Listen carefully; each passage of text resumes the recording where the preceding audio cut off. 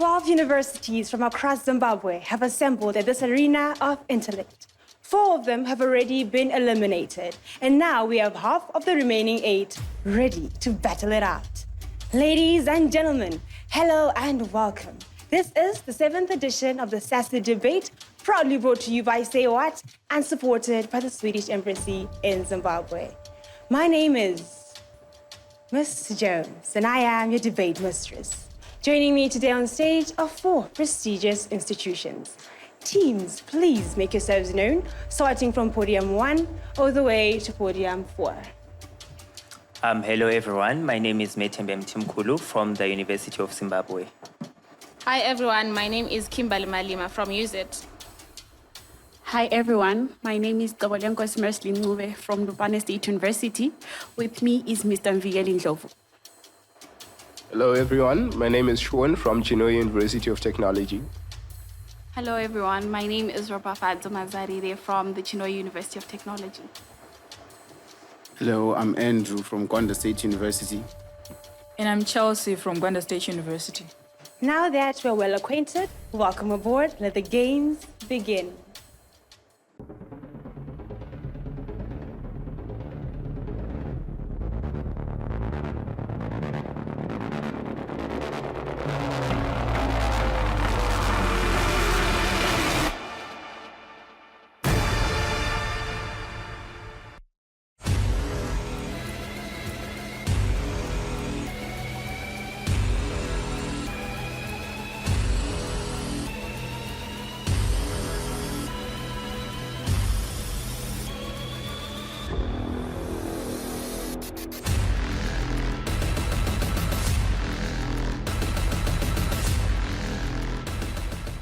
This debate will follow the British parliamentary style. The rules are, each participant will be given exactly 4 minutes to present their case. Points of information are allowed. However, if your POI has been rejected, you have to wait for exactly 30 seconds before requesting for a second opportunity.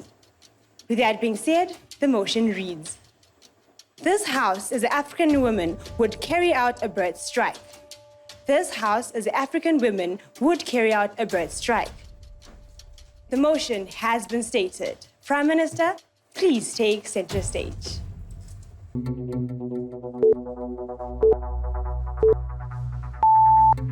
Chair, women are pissed and fed up. I don't think that is a time in which they should take a piecemeal with patriarchy. They should hit where it hurts the most. You are very proud to take a birth strike. Number of things here in context. The first is this debate happens in a world where men have had the dominance and ownership over the maternity and femininity of women. That is to say that women oftentimes are told about like their reproductive choices. We think that we pride in reclaiming that kind of ownership over maternity. But the second thing here that we want to recognize that the system of patriarchy confirms its power by a usurpation of the maternity of women. That is to say that men, particularly in traditional setups, boast their egos by the fact that they have many children. We think that we also cripple such kind of things. But we also notice that the system of capital and exploitation of the labor force in African society establishes itself and founds itself upon the baby boom that's there within Africa. That is to say that because there is a wide range of people who are actually a productive labor force within like the youth generally, it means that you have many alternatives in terms of people who can work. We say that that leads in most of the instances to exploitation of the workers insofar as they can be replaceable if they complain. But moreover, you also notice that the African woman has not been at the center of the environmental discourse due to a number of issues. So for example, the fact that they do not have a platform within parliament, the fact that they do not have the kind of education that allows them to lobby. We say that this is a chance for them to actually meaningfully contribute insofar as of your population is also a thing in Africa. We think that we solve all of these problems. We are very proud to propose. First argument here is that we value this as a form of protest. In in addressing all of the problems laid beautifully within our context. We say that we think that this works because it is a radical form that actually provokes the system of patriarchy, provokes the system of capitalism. We say that it's a middle finger that to these systems that actually sort of provokes these people. Uniquely to it is the shock factor, the fact that to force people to actually make meaningful changes. But moreover, there's something that's unique about this stance that we take. That is to say that this form of protest doesn't require you to require itself to be actually palatable to the rest of the society in order for it to actually achieve its ends. That is to say that by merely taking a birth strike, whether you want to listen to that form of protest or not, you still achieve the ends. That is to say, for example, you liberate the women from the wars of oppression. You actually give women the kind of autonomy that they've been looking for in terms of bodily autonomy. We prioritize that. The second thing is that we value this as a way for women to contribute to the environmental cause.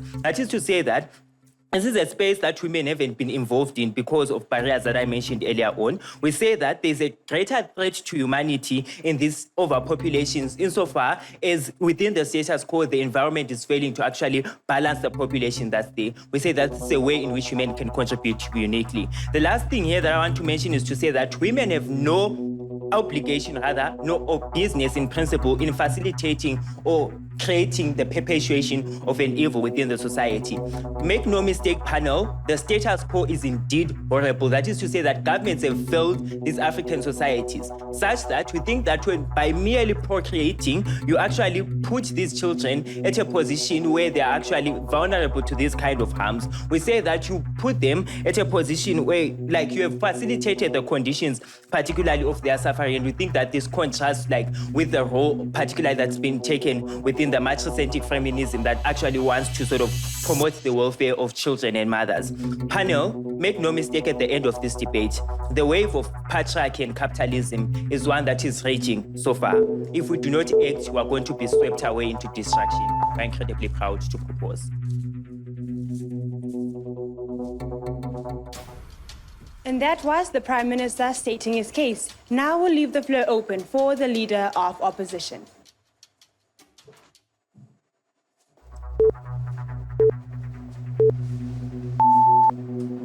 I understand your frustration and the desire to change the motion.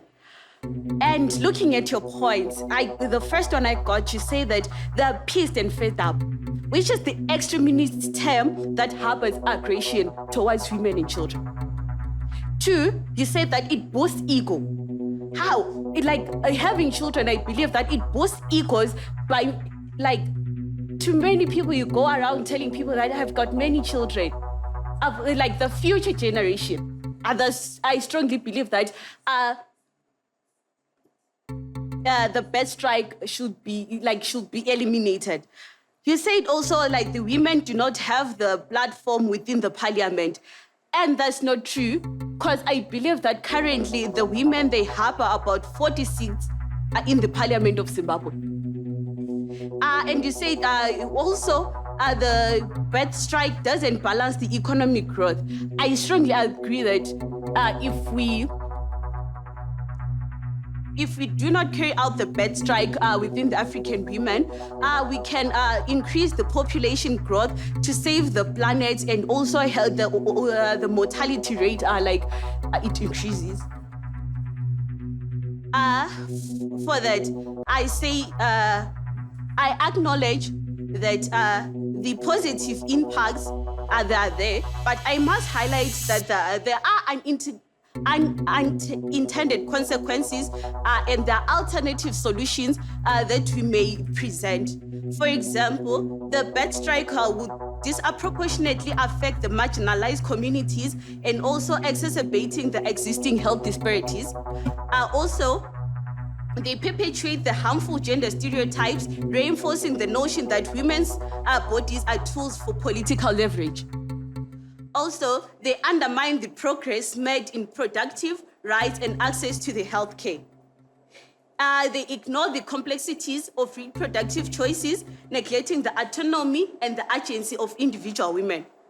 Also, according to the data from the Japan Collaborative Cohort Study, it says that childless women aged 40 years and high, they have the most high mortality rate than women with children. We also talk about loneliness. Let's look at the families without children. Will you be happy to stay alone at home without those toddlers roaming around, making noise, playing with you? Will you be happy? Personally, for me, no. Because I love children. Also, there's the negative stigma from the societies or even family members. The society tends to have a bad impact on people, especially women who do not have children. They go around telling people that you are barren, or at least you're not. They say that your family practices witchcraft, so they use your children for this, just because you chose to go on a bed strike. I think we have to look at that to avoid the stigma from the society and also from the families. We may have some aunties, some uncles, and also some distant relatives stigmatizing your wife. Will you be happy to hear that your wife is being stigmatized just because you chose to go on a bed strike? No, you don't. Also, we believe that there's a small population for the production of what's going to happen as years goes by. If we don't do that.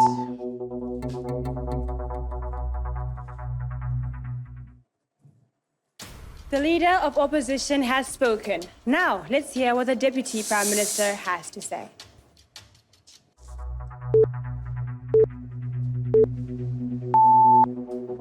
Panel, we think that if you love someone, you would not want to expose them to bad conditions.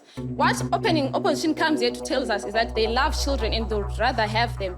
What we tell you is that the status quo is so bad, the living conditions are so bad, but then you want to bring someone you love in such an environment. We think that that's something that we do not want outside of the house. And we think that women would not find fulfillment in seeing their children suffer in the same world. So we would rather they take this bed strike and not actually subject other people to the same suffering that they are going through. What does opposition come to tell us? They tell us that this bed strike harbors aggression and it is extreme. Panel, patriarchy and capitalism is not lenient on women. Women are having it hard and they are having it tough. So why should they be lenient to such a system? Panel, we think that women should just fight with the same force. They should fight with the same power and show that they mean business by this bed strike. And we think this is going to spark conversation and this is going to bring changes. So what do they also come and tell us? Panel, they tell us that these women are tools for political progress.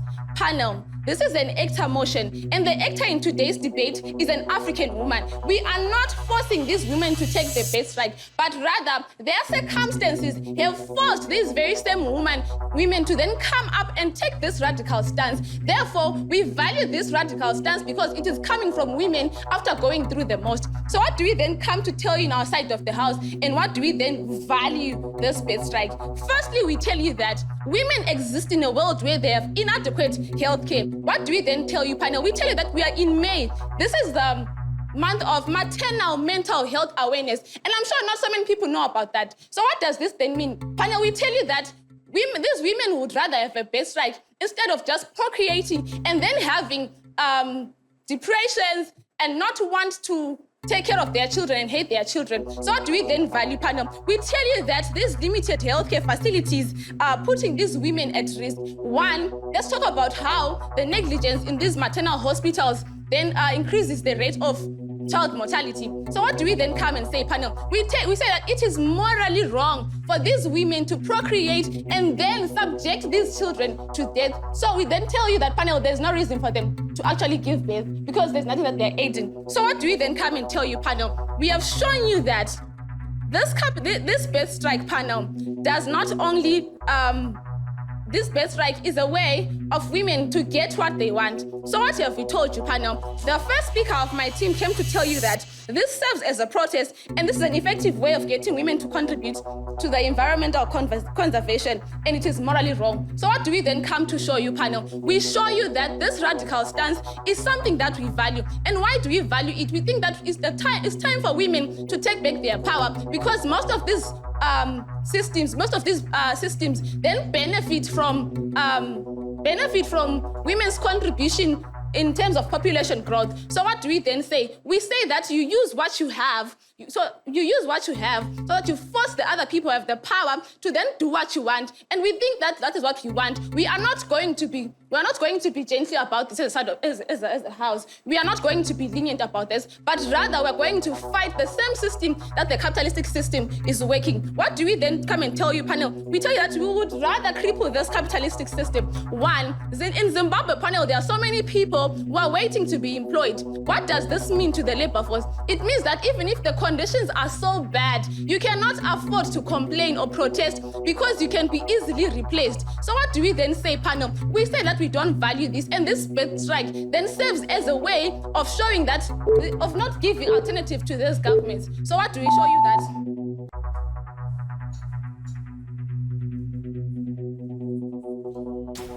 Bird strike or no bird strike? Let the debate continue. That was the Deputy Prime Minister stating her case, and now we leave the floor open for the Deputy Leader of Opposition.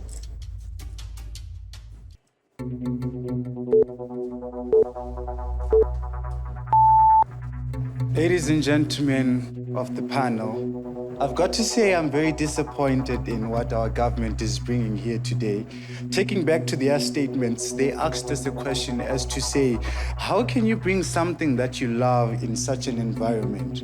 Ladies and gentlemen, if I may ask, is there such a thing as a perfect environment? One, and are we saying that our parents here today do not love us because we exist in such an imperfect environment? Right. So they say that women exist in a world where there is inadequate health. Ladies and gentlemen, the measures that would be used in this perceived birth strike are that of contraceptives that could either or compromise the health of these women that we are talking about. I'll go back again and to the first speaker of the opening government who talked about being pissed and fed up, which is an aggressive term again that implies aggression and that implies conflict. We are saying that we do not want a world where we are creating war amongst the genders. We do not want to perpetuate war. We do not want to perpetuate conflict between the genders, but we want a solution that will bring a man and a woman to the table and say we are coming together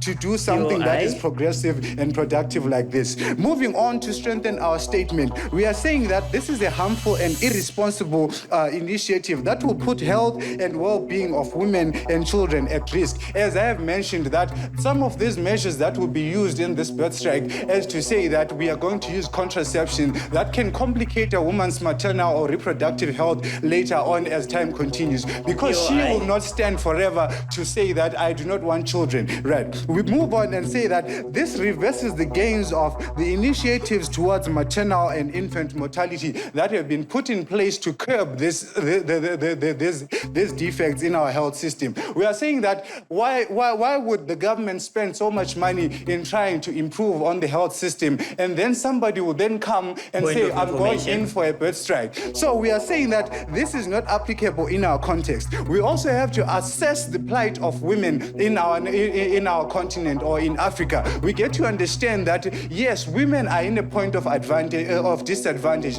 They're at a point where they are economically and socially disadvantaged towards men. Right. And now we are saying that at this stage, it becomes very hard for them to say that we are going for a birth strike or we are going to do this, because this could escalate conflict and cater for things such as GBV and date rape and all the other things that we are talking talking about. It also undermines the family structure. We are saying we are African people. Our role is to be reproductive and multiply. We have to lengthen our existence as people. So going for birth strikes will distort an existence. So we are saying this initiative is rather extremist and cannot be applied in our situation or in our African context, right? This also reverses the relevance of the farm household model, which is a pivot to provision. Talking about Africa, we are reliant mostly in subsistence farming, where we are saying that family labor is what can help us to move forward economically as a family. So distorting such kind of family lens or family growth means that we are distorting this provision system.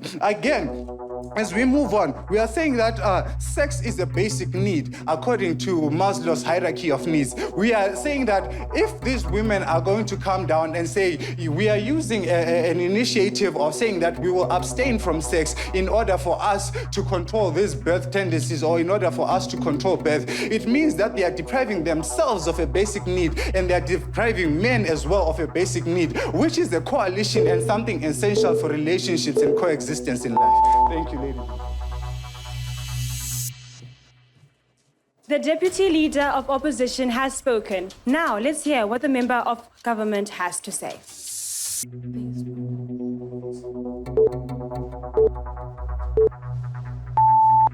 Panel, today's debate needs to come to a conclusion where we decide what the best measure brings about women emancipation is best for the children as well as the advancement of the world, right? And as closing government, we're going to tackle more about what the future of the government what the future of the world looks like if we have the birth strike.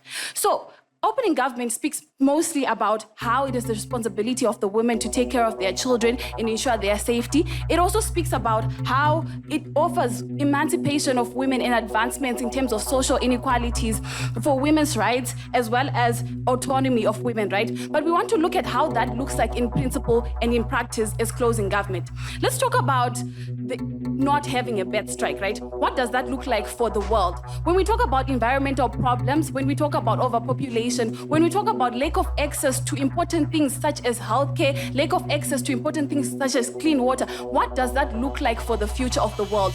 As closing government, we come here and we tell you, you know what? We think that the birth strike is the only way to save humanity from anything, ladies and gentlemen. Because at the end of the day, what we realize is if we don't take care of the problems that we're currently suffering from, they won't be a next generation at the end of the day. So what does environmental pollution look like for humanity and for these children that are brought into this world? We tell you about things that are irreversible, things like lead poisoning. We tell you about things such as microplastics, such as pharmaceutical wastes that human beings have not yet figured out how to get around and that have negative complications on humanity. We tell you about things such as genetic deformations for the next generation, right? So what they want is opposition is to have people come into this world, is for humanity to thrive. But we tell you that if we do not have this birth strike, if government is not pushed to enact policies that will drive change within the environment, that will drive change within the economy, that will drive change within society, we will not have a next generation to take care of. The next generation will be deformed, and the generation after that, ladies and gentlemen. So in principle and in practice, the only way for us to move as humanity is through this birth strike.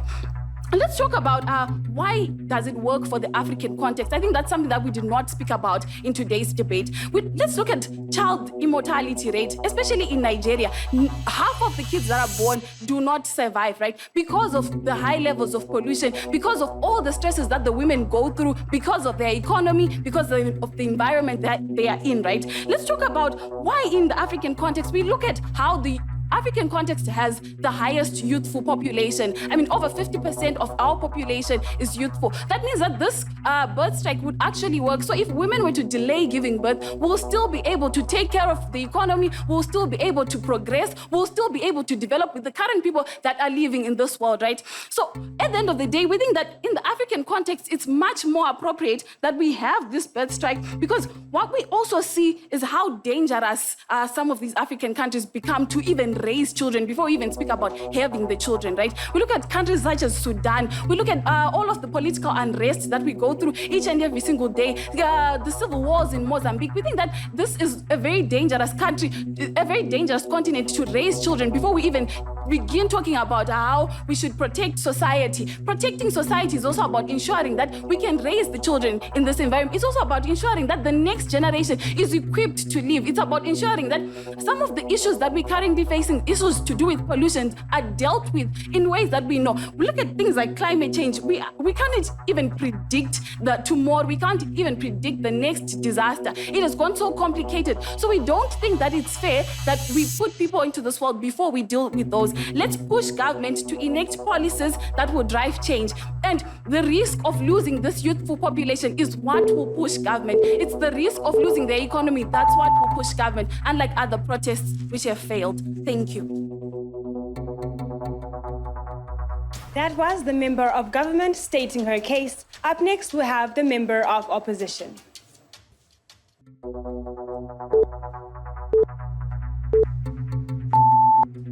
Ladies and gentlemen, a question was posed from the government side that says, what will the world benefit from it? What will it say for the world? I think we need to remember that this motion is specific to African women. Let us worry about African women, not the world women. Another point was also raised that says, there is male dominance. We are already fighting dominance. We are already fighting for equality. We're already in that fight, so we cannot talk about male dominance, which we are already fighting for. They also spoke about women not being allowed in parliament, not being allowed in leadership positions, not to even talk about the 46 women in Zimbabwe who are already in parliament. I will ask a question. How do we put them in parliament when they do not run for the positions? We are asking them to run for the positions. Then how do we put them there?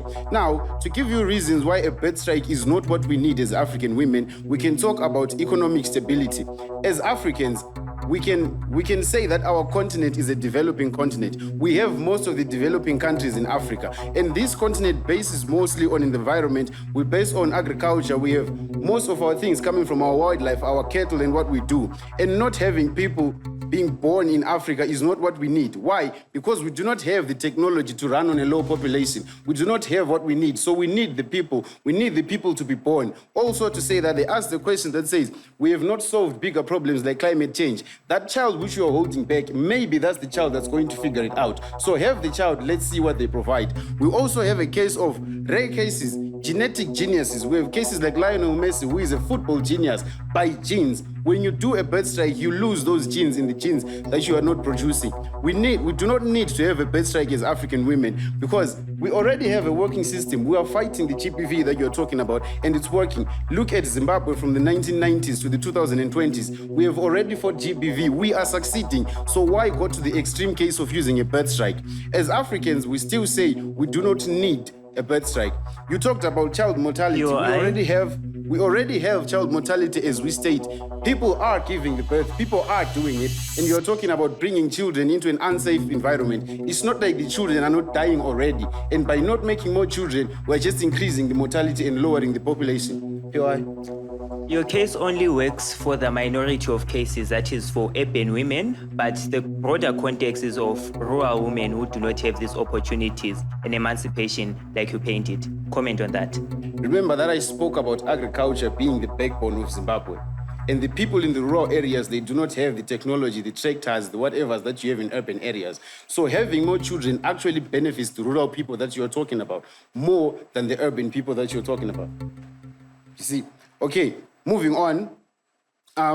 We also have a case of population density. People who need to do bird strikes are the Chinas that have a population density of 115 people per square kilometer. In Zimbabwe, we only have 14 people per square kilometer, which is a low population. We need to raise it because we need those people. We do not have them. So talking about population density, African women do not need to do a bird strike.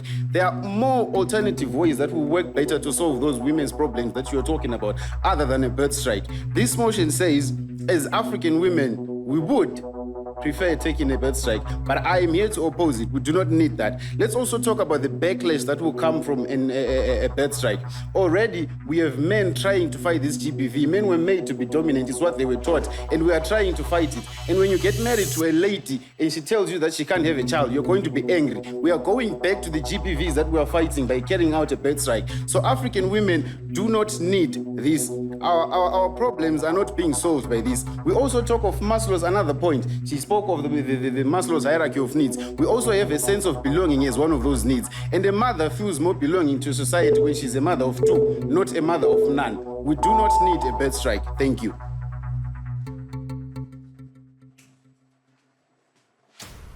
That was the member of opposition stating his case. Member of government and member of opposition have spoken. Up next, we're going to have the government whip to state his case.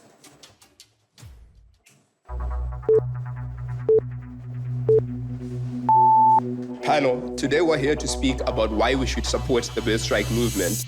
And the opening opposition has already stated a couple of facts and a couple of statements which already go against what we're trying to prove here. With our main principle not being trying to kill people or to cause social unrest, which is already an inevitability in the movements we make. The leader of the opposition came in and spoke about how it boosts ego to have children and how it is something better, showing for love of children, but it currently means nothing when you're trying to boost your ego by having children in a society where you can't even take care of them. As the opening government, as well as my partner had already said, trying to have children in a society that can't even take care of them is pointless. Trying to raise children in Africa, a population which already is one of the highest birth rates in the world, where you can't even take care of them, with the lack of quality education, no good amount of money, people can't get jobs, struggling in all places. The struggling, the rich, the poor, they're all affected by different things, such as climate change, pollution, and the likes. Women's bodies are not tools in this birth strike. The opposition mentioned how they're meant to be tools, vessels for birthing children, but that's not their only role. Women are members of society which can contribute in other ways. If they limit their time away from having children, they can help solve these social unrest which we're trying to solve. We have many issues which need to be solved, and we need the participants of each and every single member of our society for it to work. We then move on in saying that the opposition spoke about how having children can solve the issue of loneliness. Ladies and gentlemen, we are a society. We are not individuals. If you are lonely, you have friends, you have companions, and other people you can meet. To make things even better, we have the internet, ladies and gentlemen. The internet has connected the world in a way which cannot be compared at any other time period we have experienced so far. If you're lonely, go online and make a friend. Moving on, any social movement they mentioned about how it can bring social unrest and go against our culture.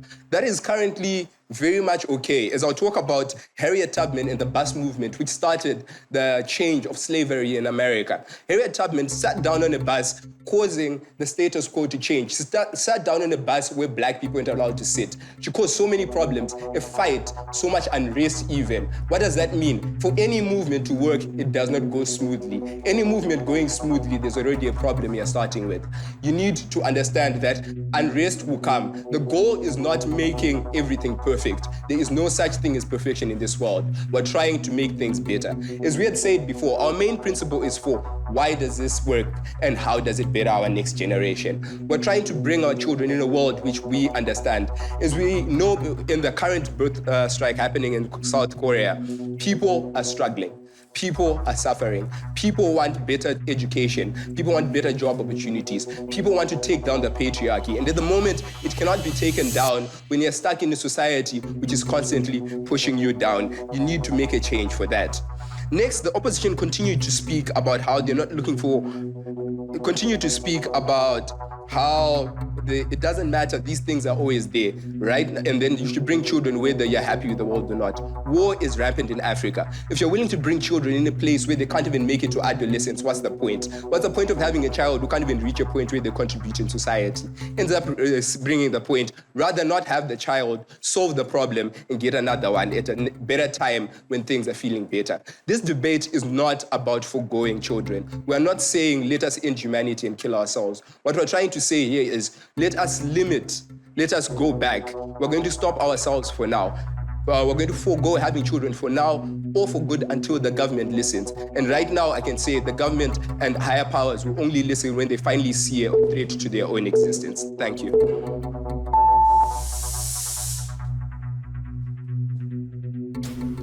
If you're lonely, go online and make a friend. That was the government whip representing closing government. Up next, we'll have the opposition whip.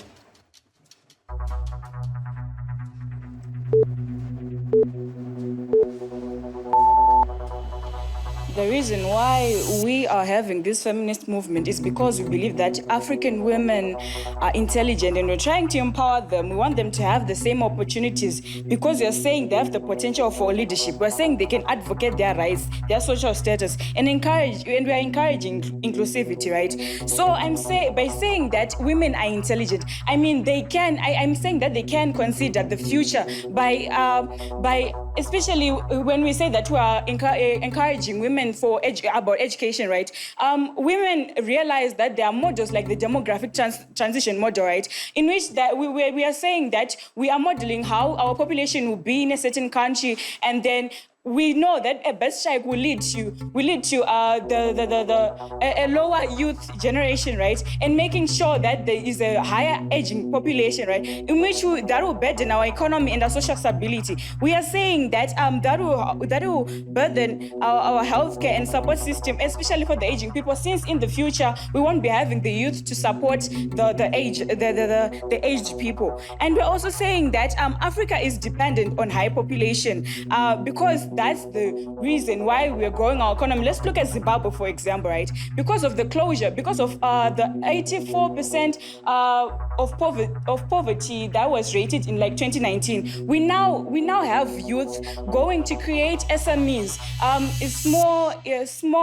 small business enterprises, right? We are saying that they are going to create those, and that's the reason why we have a GDP of about 39 billion nowadays. It's because of the youth. So saying that we are holding back and we're having a birth strike will lead to a decline in our economy, right? And we're also saying that point of information. And we're also saying that a birth strike was beneficial for a country like Korea, right? But then let's also see that this has also led to a backlash, like in which their fertility rate now, their economy is now being burdened by the aged people, in which they have to invest mainly in the aged people because they have a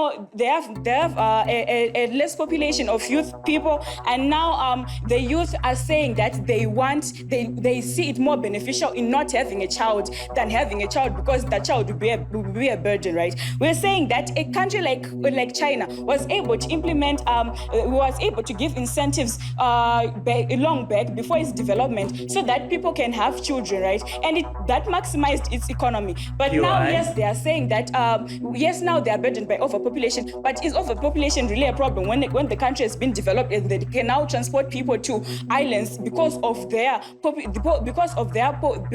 economic growth, which has led to a stable economy, right? And you're also saying that children, and you're saying that future children are vulnerable, right? But then it does not work that way. The threat may be, you may say that it may be overpopulation, but that just, like our partner said, environment, there is no such thing as a perfect environment, right? Not having a child is not the solution, but we're saying that the environment is being damaged by the industry, by the inefficient use of resources. And then we can also say, we are taking China, for example, right? It has a high population, but still it has an economic development that it has an economic growth that has managed to like sustain its people, its children, its whatever, right? And then we are talking about how we're also saying that women are not movement tools. We are saying that they're allowed to choose when to have a child. That choice means that they are not choose. We are choosing a birth strike. We were saying that choosing a birth strike is not the way. And then we also say that since I've said women are intelligent now, because that's exactly the reason why we are empowering them, so that they can be able to determine that this is good for our country and this is not. Thank you.